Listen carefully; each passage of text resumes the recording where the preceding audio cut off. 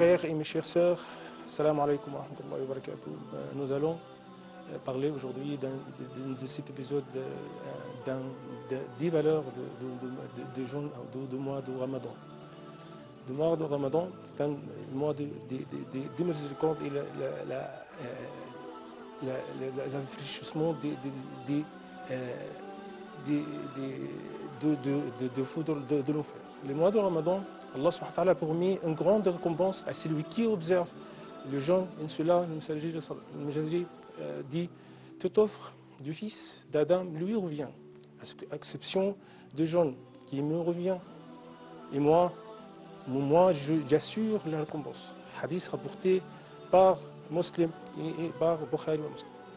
Aussi, le jeûne du mois de Ramadan est un moyen d'expier les péchés.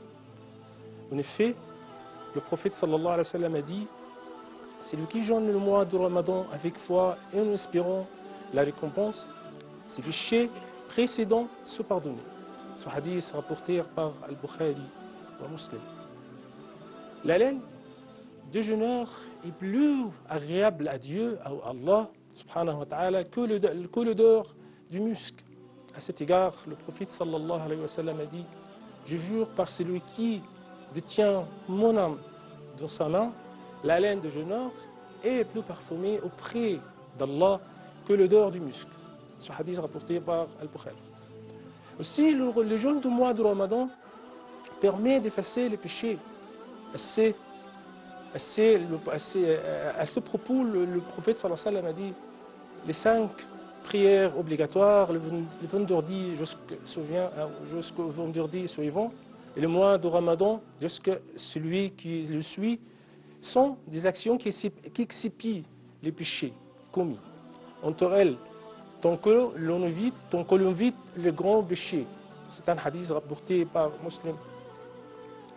De même, Allah subhanahu wa ta'ala réserve la porte de Ar-Rayyan aux jeûneurs par laquelle ceux-ci entrent au paradis le jour dernier. En cela, le messager sallallahu alayhi wa sallam a dit, il y a certes dans le paradis une porte que l'on appelle Ar-Rayyan. C'est par cette porte que les jeûneurs vont entourer le jour de la résurrection et personne d'autre que eux ne va entourer par cette porte. Il sera dit, oui, où sont les jeunes? Alors elle se soulèvera et personne d'autre qu'eux n'entrera par cette porte. Une fois qu'elles seront entrées, cette porte sera fermée et plus personne n'entrera par cette porte. C'est un hadith rapporté par Al-Bukhari et Muslim. Le jeûne est une protection contre le feu de l'enfer. À cet effet, le prophète sallallahu alayhi wa sallam dit, certes, Allah a des affranchis de feu au moment de chaque rupture et de jeûne, et ceci chaque nuit. Ce hadith rapporté par Ibn Majah. De même, le jeûneur se réjouit lorsqu'il rompt son jeûne. La tradition prophétique affirme qu'il y a pour les jeûneurs deux joies. Une joie lorsqu'il rompt son jeûne, une joie lorsqu'il rencontre son Seigneur. C'est un hadith rapporté par Al-Bukhari. De même, au moment de la rupture du jeûne, le jeûneur a une invocation exaucée. En cela, le messager dit, il y a 3 personnes dont l'invocation n'est pas repoussée. Le gouverneur juste, le jeûneur lorsqu'il rompt son jeûne, et l'invocation de la personne qui supplie injustice. C'est un hadith rapporté par Al-Tirmizi. Les jeûnes aussi intercèdent